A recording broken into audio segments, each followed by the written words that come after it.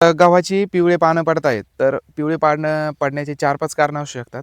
सर्वात पहिलं कारण असं आहे, की तुमचं जे नायट्रोजन आहे त्याची कमतरता असल्यानंतर तुमचं झाडाचं जे खालचं पान आहे ते पिवळं पडतं. जेव्हा झाडाची वाढीची अवस्था असते, सुरुवातीला नायट्रोजनची गरज असते जास्त. तर झाडं हे आपलं खालचं पान आहे, त्यातील अन्न हे वरती पाठवतं.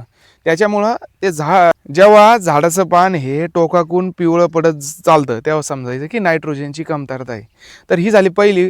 दुसरी एक अवस्था असू शकते, की जेव्हा तुम्ही पाणी देताय, जर पाण्याचा निचरा जर जमिनीत होत नसेल, तर तेव्हा पण पान पिवळं पडतं.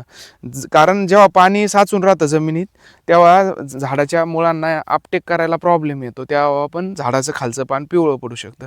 तर तिसरी अवस्था अशी असते, की जेव्हा तुमच्या गव्हाच्या फुटव्याचा कालावधी असतो, तेव्हा जर अति थंडी आणि दिवसा अति ऊन जर असेल, वातावरणीय बदलामुळे सुद्धा खालचे पानं पिवळे पडू शकतात.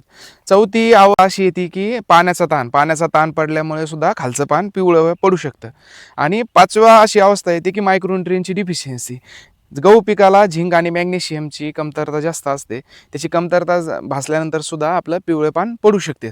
तर अशा प्रकारे तुम्ही न्यूट्रिएंट जर तुम्ही घेतलं, सूक्ष्म अन्नद्रव्य घेतल्यानंतर तुम्हाला बऱ्याचशा गोष्टी क्लिअर होतात. तर फवारणीमध्ये सूक्ष्म अन्नद्रव्य पहिल्या किंवा दुसऱ्या फवारणीत सूक्ष्म अन्नद्रव्य गेलं पाहिजे किंवा तुम्ही मातीतून पण देऊ शकता.